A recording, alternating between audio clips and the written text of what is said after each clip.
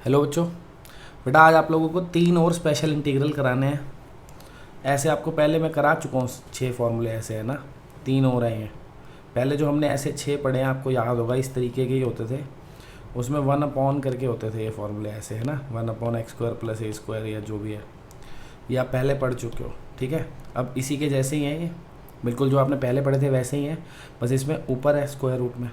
तो भाई ये 3 नए फॉर्मूले हैं जो आपको याद करने पड़ेंगे। और ठीक है, ये आपको पता ही है कांस्टेंट होता है कुछ भी एक्स वेरिएबल है। तो ये फार्मूला एक हो गया, है ना, एक ये हो गया और एक ये तीनों आपको याद करने हैं। अप्लाई तो मेरे को लगता है आप कर ही लोगे, क्योंकि पहले आपने इस पर काफ़ी चीज़ें कर रखी हैं, है ना। वही कंप्लीटिंग स्क्वायर बनाओ, कभी कभी सीधा क्वेश्चन भी आ जाता है, कभी कभी सीधा क्वेश्चन भी आ जाता है। भाई 1 नंबर का क्वेश्चन आ गया ऐसे ही सीधा सा, 9 + x²। तो इसको तो कर ही लोगे, क्या करोगे इसको लिखोगे 3² + x², है कि नहीं। लिख दिया ये 3² + x², आपको दिख रहा है ये वाला लग जाएगा। बस ये फॉर्मूला अप्लाई कर देना पूरा, है कि नहीं। समझ गए ना भाई, कोई दिक्कत तो नहीं है इसमें। ऐसा भी हो सकता है कंप्लीटिंग स्क्वायर बनाना पड़ जाए, जैसे आपको ये दिख रहा है। अब पहले इसमें कंप्लीटिंग स्क्वायर करना पड़ेगा अपने को, है ना। बना लेते हैं, वो तो आता ही होगा आपको, तो मैं लिख दूँ डायरेक्ट ही। ये बनेगा x+1² + 2²। ठीक है, इसका आप कंप्लीटिंग स्क्वायर बनाओगे, ये बन जाएगा। अब आपको दिख रहा है ये x² + a² है, ये वाली आइडेंटिटी लग जाएगी। लगा देते हैं, एक बार लगा लेते हैं ताकि आइडिया भी हो जाए कैसे लगानी है। वैसे तो लगी जानी चाहिए खुद। भाई आपको दिख ही रहा होगा ना कि ये जो 2 है ये अपना a हो गया, a² + x² में 2 हो गया a, और x की जगह पूरा क्या लिखा हुआ है x+1। बस लगा दो, ये पूरी आइडेंटिटी लगा दो भाई। इस पूरी आइडेंटिटी में x की जगह लिख देना x+1 और a की जगह लिख देना 2, ख़त्म। क्या आ जाएगा, ये आ जाएगा x+1/2, फिर स्क्वायर रूट में तो a² + x² ही आएगा, है ना।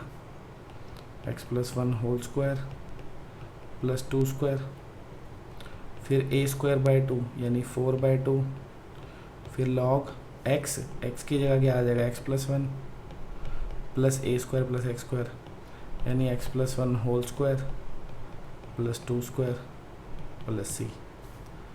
समझ गया ना भाई क्या हुआ है। ये आइडेंटिटी लगा दी, देखो आपको दिख रहा है x की जगह यहाँ पे x+1 है, तो इस आइडेंटिटी में तीनों x की जगह इधर इधर इधर इधर चारों x की जगह मैंने क्या लिख दिया x+1। सही है, और a की जगह जहाँ भी a है वहाँ क्या कर दिया 2।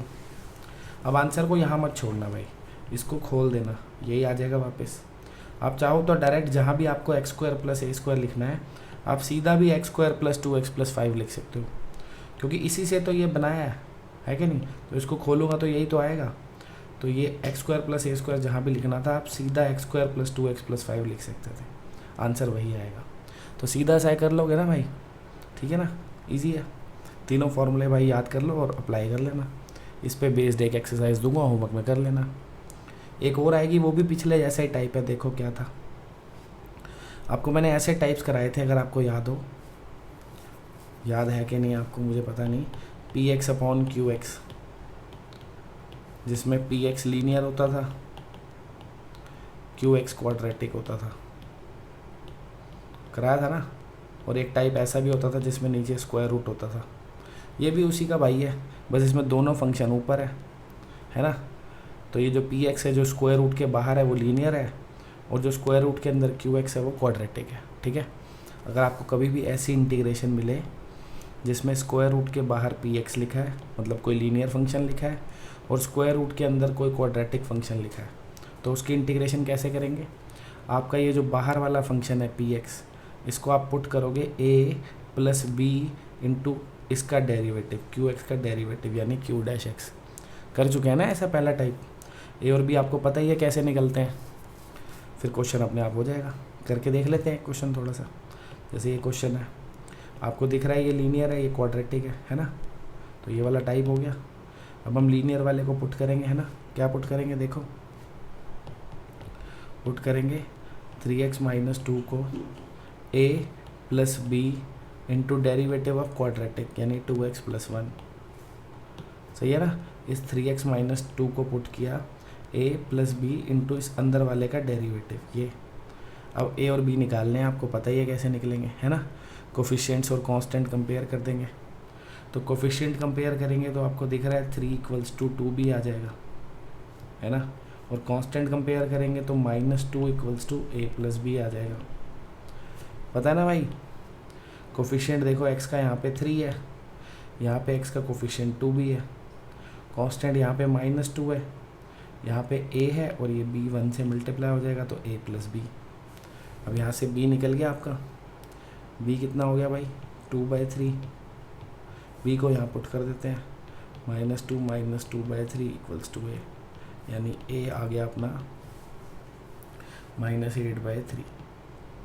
ठीक है ना भाई। b निकल गया, ये वाला b इधर आके माइनस होना था, b की वैल्यू रख दी 2/3, a निकल गया, a b निकल गए। अब हम 3x - 2 की जगह इसे लिख देंगे, है ना। तो क्या हो जाएगा, अब जो नया a बन जाएगा अपना 3x - 2 की जगह क्या आएगा a is -8/3 plus b is 2/3 और स्क्वायर रूट में साथ में ये क्या है, ओए गड़बड़ कर दी भाई थोड़ी सी। 2/3 के साथ ये भी तो लिखना है 2x + 1 और बाहर आ जाएगा स्क्वायर रूट में x² + x + 1। ठीक है ना भाइयों। ठीक है भाई। ये जो 3x - 2 था उसकी जगह हमने ये लिखा है, ये अपना a हो गया, ये b हो गया इंटू 2x + 1। ये लिखना था ना a + b into 2x + 1 3x - 2 की जगह। बाहर ये जो फंक्शन था ये एज इट इज़। अब हम इसको अंदर मल्टीप्लाई कर देंगे दोनों से, तो क्या आ जाएगा देखो, -8/3 x² + x + 1 प्लस 2/3 2x + 1 ये square root of x² + x + 1। ठीक है भाइयों, समझ गए क्या किया। इसको एक बार -8/3 से कर दिया, ये आ गया। इसको एक बार इससे कर दिया, ये आ गया। अब ये दो अलग अलग इंटीग्रेशन है, आप दोनों को अलग अलग सॉल्व कर लोगे। एक को I1 ले लो, एक को I2, दोनों को अलग अलग सॉल्व करके पुट कर देना भाई। इसको पता ही आपको कंप्लीटिंग स्क्वायर बनाना है।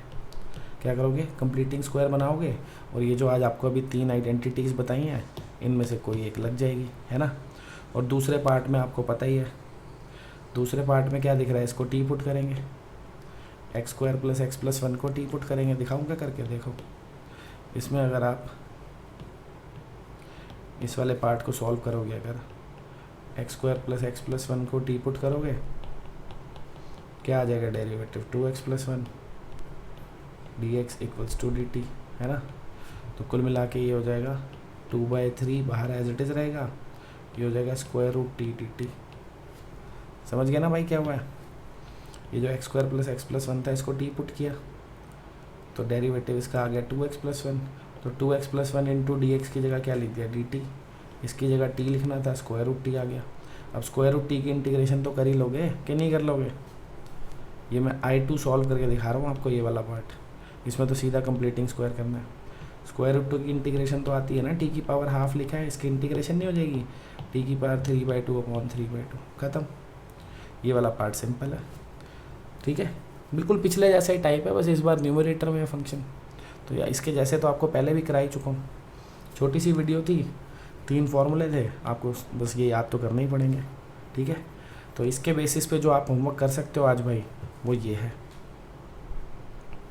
RD में से 19.28 और 19.29 ये 2 एक्सरसाइज कर सकते हो, ठीक है। और NCERT में से आप 7.7 एक्सरसाइज कर सकते हो, प्लस सप्लीमेंट्री भी कर सकते हो। NCERT के पीछे एक सप्लीमेंट्री एक्सरसाइज होती है, वो भी कर सकते हो। तो ये होमवर्क आप आज के टॉपिक के बेसिस पे कर सकते हो भाई, ठीक है।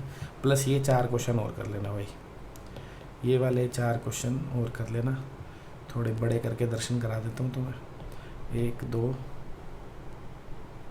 3 4, ठीक है, ये 4 और कर लेना, वो 4 बाद में करना, पहले ये वाला होमवर्क कर लेना भाई, RD वाला और NCERT वाला, ठीक है बच्चों। मिलते हैं नेक्स्ट वीडियो में। काफ़ी इंपॉर्टेंट टॉपिक करना है, partial fraction most important topic है यूँ कह लो इंटीग्रेशन में, जिसका क्वेश्चन आता ही है जनरली पेपर में, ठीक है। तब तक ये होमवर्क कंप्लीट कर लेना क्योंकि उसका होमवर्क काफ़ी ज़्यादा आएगा भाई। चलो बाय।